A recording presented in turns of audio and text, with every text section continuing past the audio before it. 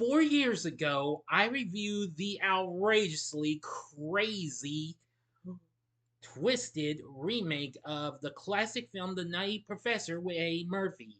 Well, 4 years later, it got a sequel and it's celebrating its 20th anniversary this very day. So let's bring on Sherman Klump and his clan in my review of Nutty Professor II, The Klumps.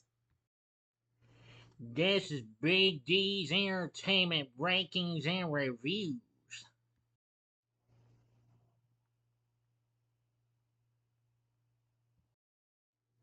So, greetings, my fellow YouTubers, and welcome to Big D's Entertainment Rankings and Reviews. My name is Doyle, better known to as the Big D, and this time around I bring to you a review of the 2000 sci-fi black comedy flick, no pun intended, as it is black comedy, but it has an African American on it, so you know the rest.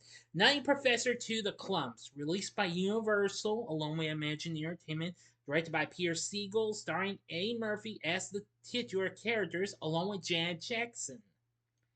It's the only other installment of this remake of the Nutty Professor series. The sequel to the 1996 Nutty Professor film, the film was released on this day, July 28, 2000. Henceforth, today is the film's 25th anniversary. Yes, I think I said 20, but I think I made an error, so I apologize for that. It's 25th anniversary. Anywho, this film did do okay. But unfortunately, it got hit a little bit dissed by the critics. Before I start my review, if you haven't with the story, if you haven't seen my review of the 1996 film The Nutty Professor, check it out in case you might miss it, or if you want to see it again, by clicking on that. I do believe that review actually got a lot of views. I'm pretty sure it did. Yeah.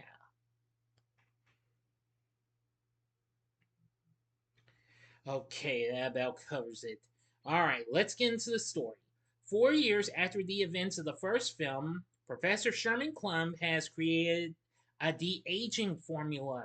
He is in a relationship with DNA researcher Denise Gaines, developer of a method to isolate genetic material. Despite his good fortune, Sherman's alter ego, Buddy Love, has taken to sporadically controlling Sherman's body.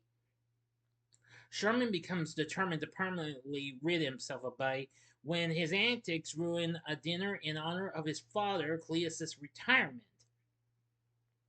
and a marriage proposal to Denise. Despite his assistant Jason warning him of the harmful consequences, Sherman uses Denise's methodology to isolate and remove the DNA where Buddy has manifested. However, the Buddy genetic material grows into a sentient being when a hair from Jason's basset hound Buster accidentally lands in it. Sherman apologizes to Denise and they become engaged. Later, Dean Richmond informs them that Fleer Pharmaceuticals has offered Wellman College $150 million for the youth formula. Sherman and Denise then encounter the physically reformed Buddy at a movie theater. Buddy pickpockets Sherman and learns of the $150 million offer.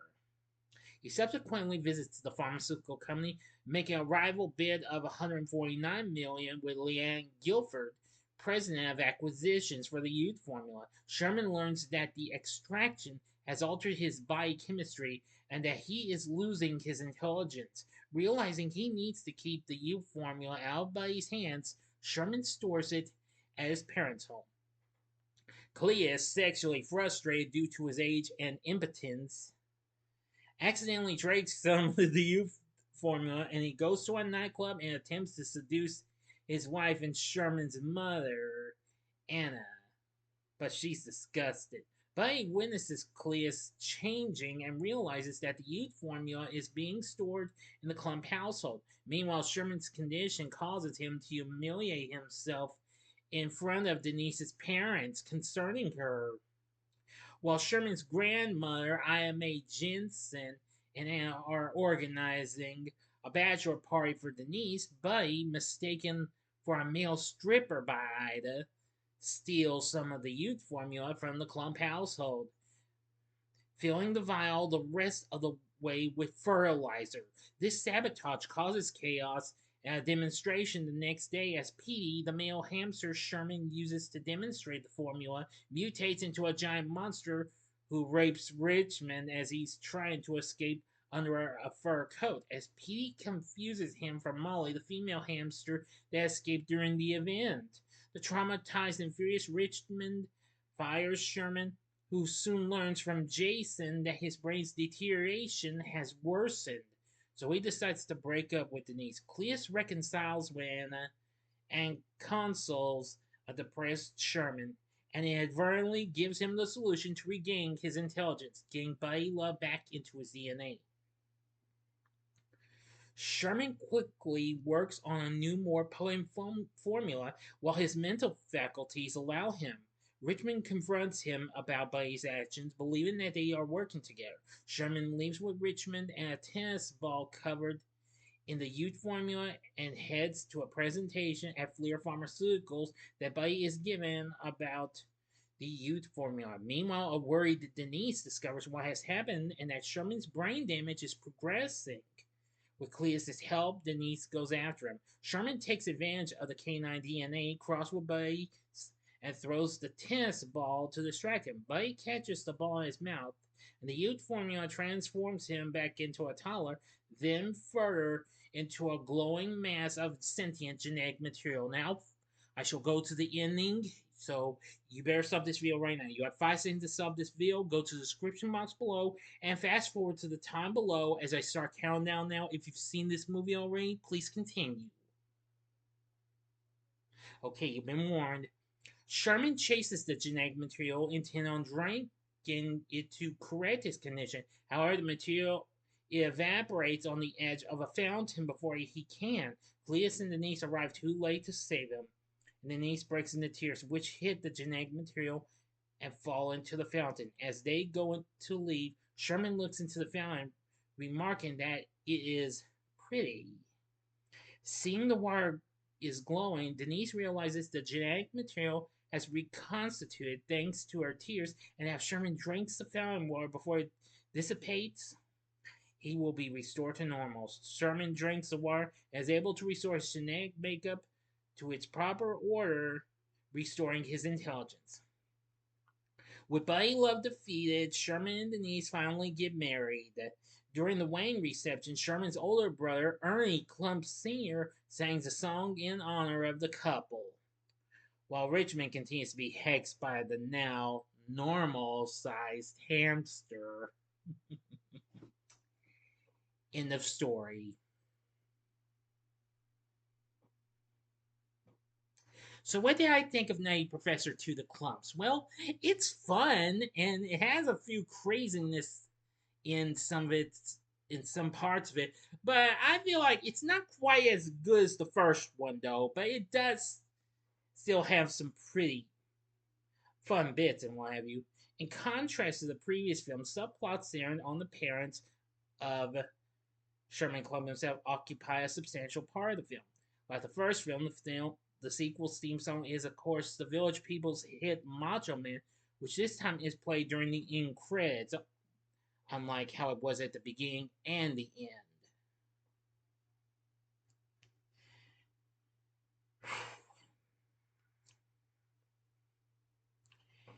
Anyway, when it opened, it really opened big, being out another big summer hit, What Lies Beneath, as well as Thomas and the Magic Railroad.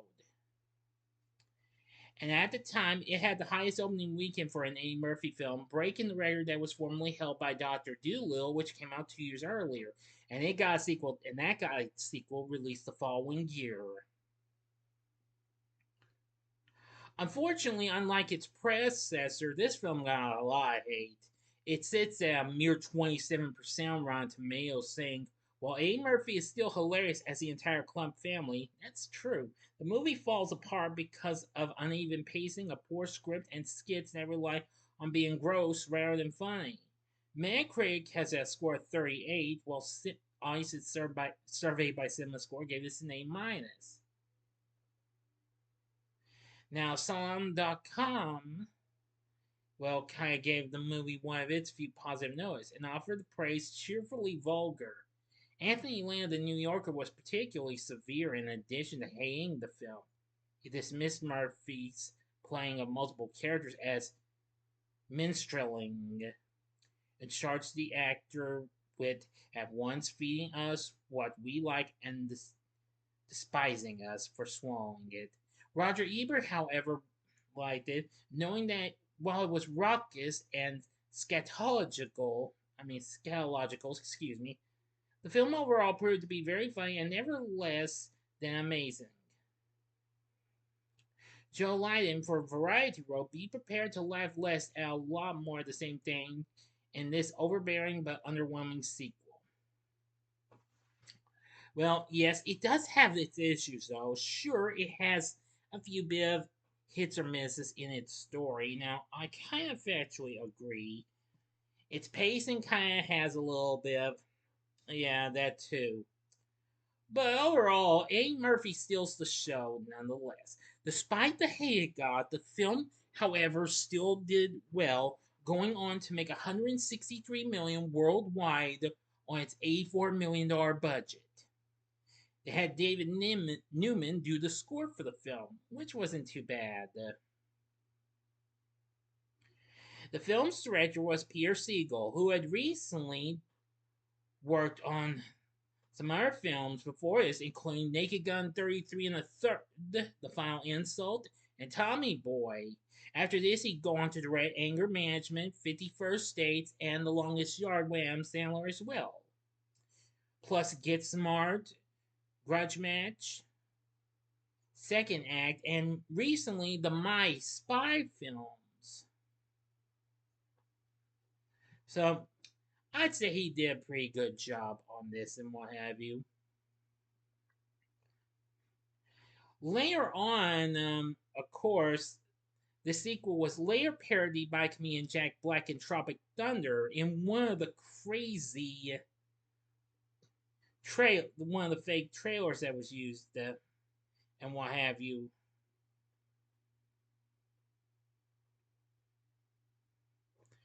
Anyway,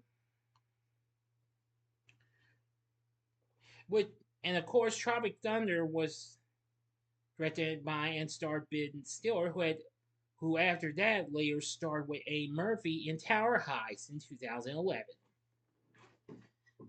Nevertheless, I found the film to be a little bit entertaining. While even though I might not like it as much as its predecessor, but it still had a few good bits and what have you.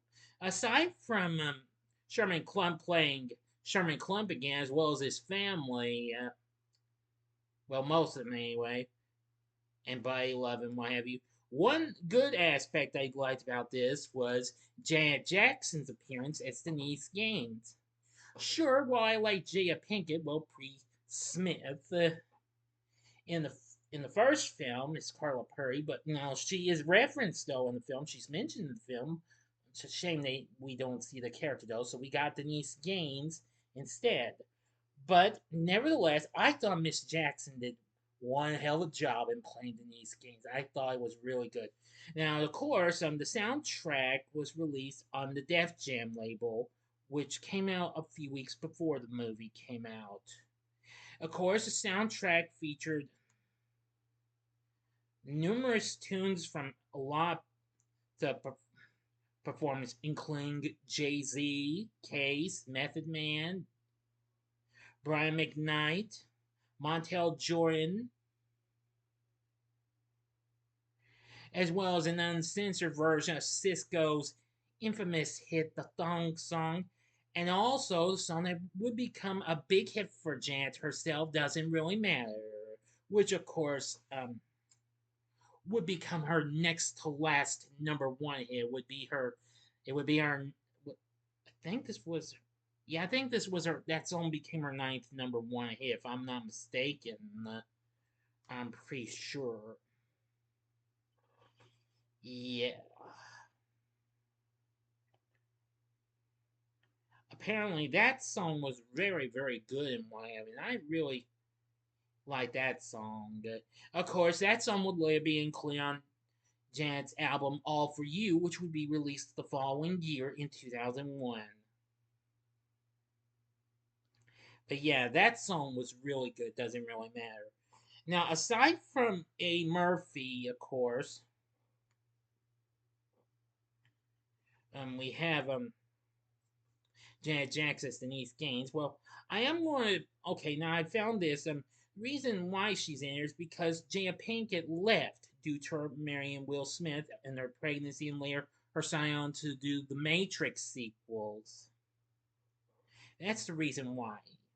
But again, as I said, she was briefly mentioned in one scene.